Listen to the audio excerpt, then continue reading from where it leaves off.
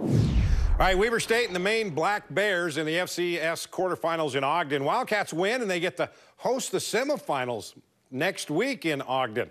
All right, now this is a pretty cool sight, huh? The Flamin' W on the side hill. Paratroopers jumping in. We're all set to go, but 2 minutes left in the first half. Maine's Chris Ferguson almost picked off by Parker Prater, and that would be crucial because a couple plays later, they get in for the touchdown. Maine had a 7-3 lead at the half. Third play of the third quarter, Ferguson to a wide open Ernest Edwards, and Edwards has no problem waltzing in the end zone, 67 yards. Now the Wildcats down 14-3. Late in the third, now 14-6. 4th and 12 for the Wildcats. Jake Constantine to Devin Cooley. He's got it, but the officials say it's an interception. They reviewed it, and they call it a touchdown as Cooley had control of it when he hit the ground before it was taken away from him. But Weber missed the extra point. Now it's 14-12. Same score, 3 minutes left. Ramon Jefferson, there he goes, 45 yards. They missed the extra point, 20-12 for Maine. Black Bears added a field goal. Weber scored on the final play, but a little bit too late. Wildcat season coming to an end in the quarters. 23-18 is your final. Jeremiah Jensen was there, and JJ Wildcats just couldn't do much of anything on offense, could they?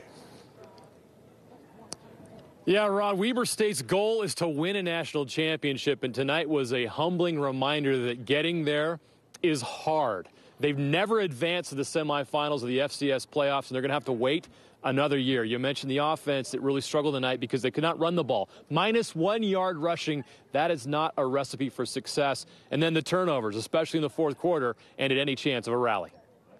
We fought really hard this year to get to the same point that we did last year. And you're right there. We're building. This is 2 straight 10-win plus seasons. We've been to the quarterfinals twice. We battled like crazy against 2 really good teams, in my opinion. Last year, James Madison. This year, Maine. And we're right there with the top. I mean, we deserve to be in the top 8 teams in the country for sure. We're right there with them. We're close, but we got to take some more steps forward. Obviously, we got to find ways to win these games, and we're still building, and the future's very bright. A lot of the seniors had us banked on going to the national championship, and just to come that close to it, it hurts. Yeah, it hurts right now, but this program has a lot to be proud of. You remember where this program was before Jay Hill got here, and they are taking those steps. 10-3 this season, that is something to be proud of, but they are not satisfied. They want to get better, Rod, and that's the next step, and Jay Hill's going to work hard to get there in the offseason. Back to you. All right, Jeremiah, thank you. All right, let's head to Provo. NCAA Volleyball Tournament, Sweet 16. BYU on the left taking on Florida. This is set point in the first set for Florida. And they got it, so BYU now down 1-0. Second set, after the BYU dig, the ball hits the ceiling, but you're still allowed to continue playing it, and BYU does, and it's a good thing they did because this happened. That ties it at a set apiece. Third set, BYU is in control. Lindy Haddock, epic with the block, and take another look at this. Perfectly timed. BYU goes up 2-1. Fourth set, this is match point for the Cougars.